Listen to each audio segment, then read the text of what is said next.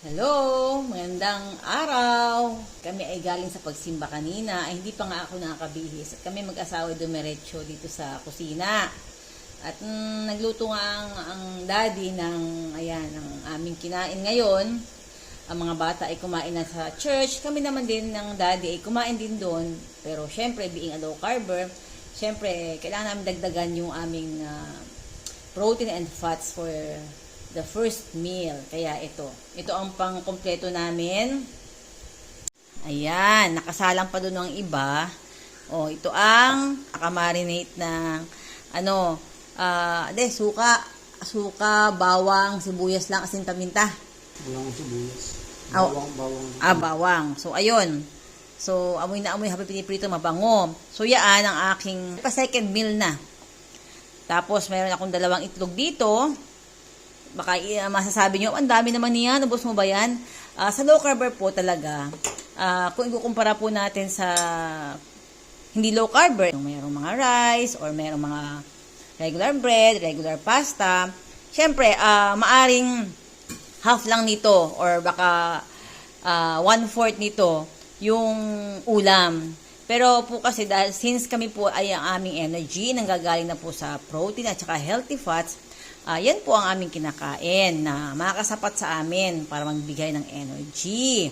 So, kailangan pag kumain, talagang hindi yung pakurot-kurot lamang, hindi kaunti lang. Kasi hindi enough yun. Kailangan mo nutrient dense na yung quantity ay sapat sa iyo. Kasi lalo na sa timbang mo, kung ilan ang kailangan mo. So, kaya ito, meron tayo nito. Meron din akong sausawan ng suka na medyo anghang. Ayan, oh. Tapos, ito ay tira pa. Mula kahapon sa aming salo-salo sa Batangas. Niluto namin dito na dinala namin doon. Ito nga, cauli rice. Edi, tama naman nagtira ako para dito sa aming dalawa ng daddy. Ayan. Kaya meron akong pa-rice ngayon. O, diba? Sosyal. Kasi hindi lang po araw-araw kami nag-rice na ganito. Matrabaho po ito. Magastos din kasi cauliflower, bell pepper, bawang, sibuyas, ano pa nandito? Asin, paminta, tsaka itlog. Niluluto yan na parang fried rice. Sa araw-araw, puro ulam lang. Yun na, enough na yun. Tapos aking kape. Black coffee syempre. May kaunti ng salt para pumabawasan ang pait. Ang nalang kumain ng daddy. Tapos habang luluto, nagpapapak na din siya ng isda. Sarap.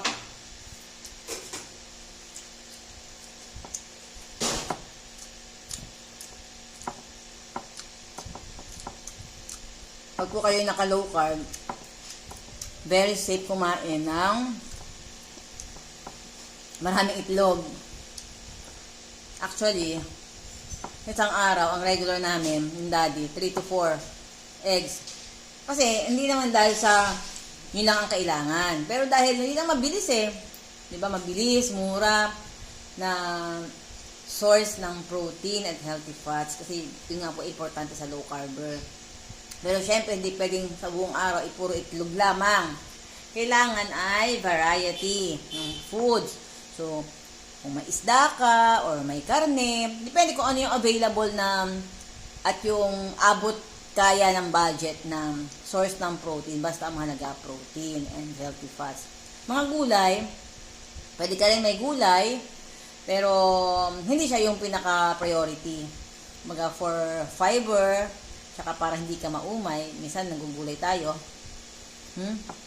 Kasi, yung mga sustansya naman na nasa gulay, makukuha mo rin sa mga karne.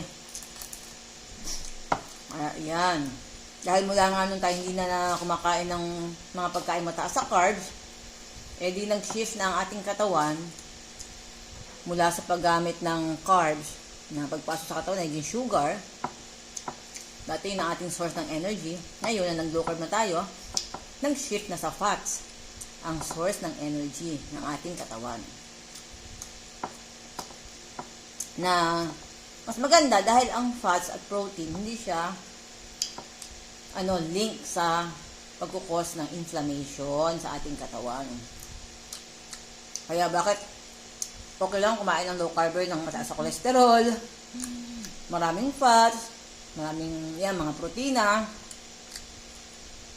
Kasi po, hindi siya nai-stack sa aming katawan, kundi siya ay ginagamit talaga ng aming katawan sa araw-araw na source ng energy. Plus, siyempre, kasama niyan ng proper nutrition ay may fasting, which is normal at automatic yung fasting kasi nga dahil sa kinakain po namin ng ganito, matagal kang bago makaramdam ng gutom. Kaya po kadalasan sa mga low carber, maximum lang na oras ng beses ng pagkain ay 2 beses lang, yung tinatawag na TMAD, 2 meals a day. Kasi nga hindi nagugutom. Yung iba nga po, OMAD, 1 meal a day. Kasi yung source nga ng iyong energy, yung iyong food, yung mga kinakain mo, talagang matagal siyang makaramdam ka ng gutom. Tapos, matagal ka ulit bago kumain, and yet, puno ng nutrients yung katawan mo. Kaya energetic ka pa din, walang hilo, walang sakit ng tiyan, walang panghihina. Kahit na ganun lang, 1 to 2 times a day ka lang kumakain. Wala po yung mga snack, walang mga in-between, walang ganun. Kaya tutuusin, oo nga po, mas marami yung, kumbaga, yung titingnan mo sa quantity ng laman ng plato, ng isang low carber. Pero naman, yung nalilis naman po namin na hindi kami bumibili ng mga merienda, ng mga kutkutin, 2 beses lang kami kumakain, tapos walang mga cravings na, gaya dati, di ba? 3 meals, tapos meron pang merienda. Bukod pa doon, meron pa kayong mga yun nga, yung kutkutin, ganyan, bukod pa yung mga tikim-tikim na ganyan. Ay sa pag po low carber, at talagang ang kinakain ay nutrient dense, wala na pong ganun. So, malaki po yung nasa save. Pag nag-grocery ka, ang laki na ng nabawas sa dati mong mga binibili. Kapag ka nag-grocery ka, kami nga po pag nag-grocery, more on lang kami, yung mga ginagamit sa pagtimpla, lang yun, asin, paminta lang, turmeric, paprika, yung mga herbs, yun lang, wala na yung mga, yung suka, meron, pero yung mga dati pa ng mga panimplang iba, wala nang ganon. Kaya madalas pag nag-grocery kami, ganun lang, tapos yung mga panlaba, yun lang, yung mga pang-personal care, yun lang, wala na pong mga stock kahit sa mga kids namin, mula po nung low carb kami ni Daddy na sa ngayon po ay nasa 2 years na, ang aming kids, wala na rin kami binibili na dati na stock ng mga biscuits, mga flavored na mga inumin, yung mga, di ba, yung mga naka-box na mga chocolate drink, na dati binabaon din nila yan, or mini-merienda, yung mga iba-ibang mga tinapay, na mga naka-pack, ayun, wala na po talaga nun. Matitira lang sa mga anak namin na carbs nila sa araw-araw, ay kanin. At saka, yun, meron din silang plain bread or yung pandesal, pero yun na lang, wala na yung mga may dagdag talaga na pampatamis o yung mga kagaya dati. At ang namin, kailangan sila physically active. So, madalas na yung mga yan pagka pumapasok sa school, pag pauwi, minsan ito nila, lalakad sila or basta meron silang sa isang araw, hindi pwedeng sila ay couch potato. Ayun. So, anyway, bata pa naman sila at wala rin silang mga sakit. Noon talagang kami ay totally high carb ang lifestyle. Ang mga bata talaga may mga stock pa kami ng mga iba-ibang mga merienda at mga kutkutin nila na talagang mga mataas sa carbs noon. Palagi silang may sakit. Palaging may nagpapadoktor. Meron pa silang mga inhaler. Meron pa silang mga kung anong mga sakit sa balat. Ngayon po, wala talaga. Dati kasi, every month yung aming budget sa gamot, nasa 5,000. Yun ay lang ako lang at saka ang mga bata kasi ako dati may maintenance din ako sa hypertension. Tapos meron akong spray para sa allergic rhinitis ko. Ang mga bata, meron din sila, kanila. Bukod pa yung mga ginagamit pa sa mga balat at marami silang mga kung ano sa balat. Nawala na po yun.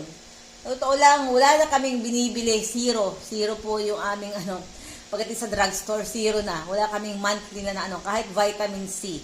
Wala po, wala talaga. Kaya malaki ang natipid yung kami ay napunta na sa ganito na low carb talaga. Kumbaga, yung natipid namin sa ganon, ito na, napunta na sa pagbili ng totoong pagkain. I mean, totoong pagkain is yung whole foods. Yung talagang binibili na natural food na niluluto. Yan, ganyan napunta. Pati ang mga bata, natuto na sila na less rice, mas marami yung ulam. Alam nila yan na kailangan more of the protein, kasi may kasama ring fats. So, ayun. Kaya, naikwento ko lang po, ito, at kumakain nga ako ng bangus na medyo crispy ng konti, tapos may 2 itlog. Supposed to be 3 itlog ito. Kaya lang, nainip na ako. Sabi ko, okay na to. Sarap. Sarap. Kayo po, anong inyong niluto dyan kanina ng ulam ninyo? Anong oras na ba ngayon? 2:15. Ang aming kasi, ang regular namin na kain talaga, pag is 12. Usually 11 or 12 noon, first meal. And then, sa hapon na, mga 6 or mga 7. Ayun. Thank you for watching. Bye! Stay low carb!